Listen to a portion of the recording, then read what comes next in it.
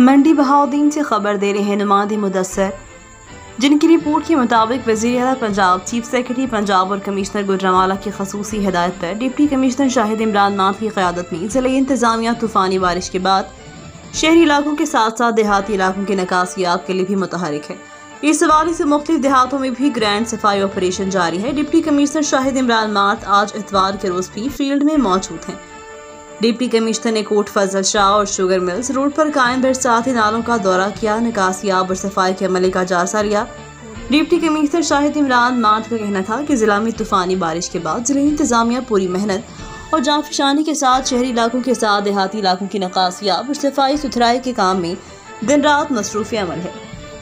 तमाम मुमकिन वसाइल बरोकार लाए जा रहे हैं ताकि बारिश के पानी और गंदगी की वजह से लोगों को दरपेश मुश्किलात फौरी तौर पर ख़त्म की जा सकें, खड़ी फसलों को भी नुकसान से बचाया जा सके। मजीद कहना था कि निकासियाब के अमल को सकर मशीनों, क्रेनों और डी वाटरिंग पंप्स की मदद से 100% यकीनी बनाया जा रहा है। नालों और सीवरेज लाइनों की सफाई की जा रही है। मुमकिन मजीद बारिश और किसी भी हंगामी सूरत हाल से निपटने के लिए जिले इंतजामिया पूरी तरह अलर्ट है।